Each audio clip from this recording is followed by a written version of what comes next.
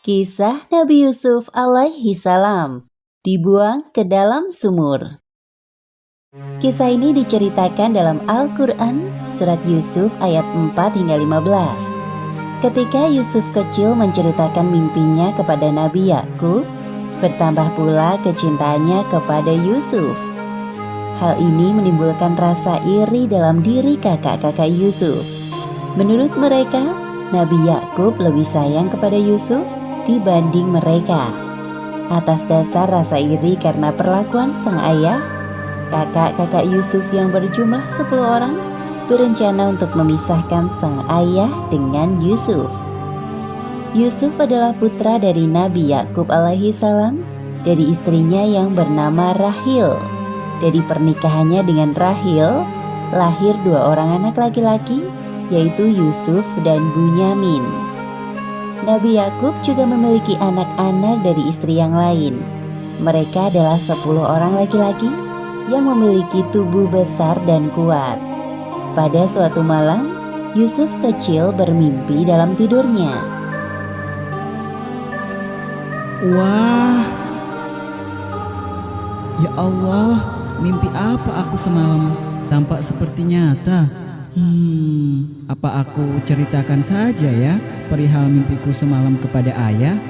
Mungkin ayah bisa menjelaskan sesuatu kepadaku terkait mimpi itu. Yusuf bergegas mencari ayahnya. Ayah, ayah. Iya anakku. Wahai ayah, ada yang ingin aku ceritakan kepadamu. Apa itu wahai Yusuf? Bicara dengan tenang. Jadi, semalam aku bermimpi. Mimpi itu tampak seperti sebuah isyarat. Apakah engkau bisa menafsirkan mimpi itu, wahai ayah? Memangnya apa yang engkau mimpikan semalam wahai anakku? Sesungguhnya, aku bermimpi melihat 11 buah bintang, matahari, dan bulan. Kulihat semuanya sujud kepadaku. Nabi Yakub terdiam mendengarkan cerita Yusuf dan kemudian tersenyum. Hai anakku, janganlah kamu ceritakan mimpimu itu kepada saudara-saudaramu. Maka mereka akan membuat makar atau untuk membinasakanmu. Sesungguhnya, Syaitan itu adalah musuh yang nyata bagi manusia. Mimpi Yusuf tersebut merupakan sebuah isyarat kenabian, seperti yang disebutkan dalam Al-Quran, surat Yusuf ayat 6. Dan demikianlah Tuhanmu memilih kamu untuk menjadi nabi, dan diajarkannya kepadamu sebahagian dari takbir mimpi-mimpi, dan disempurnakannya nikmatnya kepadamu dan kepada keluarga Yakub, sebagaimana dia telah menyempurnakan nikmatnya kepada 2 orang bapakmu sebelum ini, yaitu Ibrahim dan Ishak. Baiklah ayah, aku akan merahasiakan tentang ini. Tapi apa maksud dari mimpiku itu? Satu hal yang harus engkau ketahui anakku, bahwa Allah telah menyiapkan kehidupan yang mulia untukmu kelak. Nabi Yakub mencium kening Yusuf dengan penuh rasa cinta.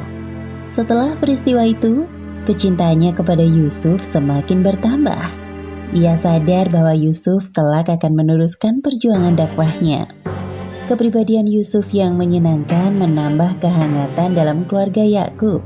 Namun hal tersebut tidak berlaku bagi kakak-kakak Yusuf. Yusuf, itu lucu sekali. Lucu kan ayah? Iya bener kak, cerita itu lucu sekali. Kepribadian Yusuf yang sopan, patuh dan menyenangkan menimbulkan rasa iri di hati kakak-kakaknya. Mereka beranggapan bahwa ayahnya pilih kasih terhadap Yusuf. Apa sih yang mereka tertawakan? Kelihatannya seru sekali. Ah, engkau seperti tidak tahu saja. Yusuf itu pintar sekali mengambil hati ayah kita. Iya benar, apalagi ayah selalu tampak bahagia saat bersama dengan Yusuf. Berbeda saat bersama dengan kita. Kalau dipikir-pikir, tidak ada yang bisa dibanggakan dari Yusuf selain dari tampangnya yang kebetulan tampan itu. Memang sih Yusuf itu tampan, tapi bukan berarti ayah jadi lebih menyayanginya. Ya, benar. Itu tidak adil namanya. Pada suatu malam, kakak-kakak Yusuf yang berjumlah 10 orang mengadakan rapat rahasia. Mereka mencari cara untuk memisahkan Nabi Yakub dengan Yusuf. Sesungguhnya Yusuf dan saudara kandungnya Bunyamin lebih dicintai oleh ayah kita daripada kita sendiri. Padahal kita ini adalah satu golongan yang kuat. Sesungguhnya ayah kita adalah dalam kekeliruan yang nyata. Benar sekali, wahai saudaraku. Ayah seolah-olah tidak ingat bahwa kita lebih kuat dan cekatan dalam bekerja. Lantas, apa yang sekarang harus kita lakukan, wahai saudaraku? Bagaimana jika kita bunuh saja Yusuf? Atau kita buang ke tempat yang jauh agar perhatian ayah tidak melulu kepadanya. Kemudian setelah itu kita bertaubat kepada Allah. Sebentar. Aku tidak setuju jika kita membunuh Yusuf. Dia itu adik kita, apalagi ayah kita seorang nabi. Rasanya tidak pantas. Bagaimana jika kita masukkan dia ke dalam sumur agar nanti Yusuf dipungut oleh para musafir dan dijual oleh mereka? Bagaimana, saudara-saudara? Wah, itu ide yang bagus. Ya, kami setuju usulan itu. Iya benar. Setuju. Ya, setuju. Malam hari itu juga, perwakilan dari kakak-kakak Yusuf menghadap kepada Nabi Yakub. Wahai ayah, kami ada satu permintaan. Bolehkah kami mengajak Yusuf pergi untuk bermain besok? Untuk apa mengajak Yusuf? Dia masih kecil. Wahai ayah kami, apa sebabnya kamu tidak mempercayai kami terhadap Yusuf?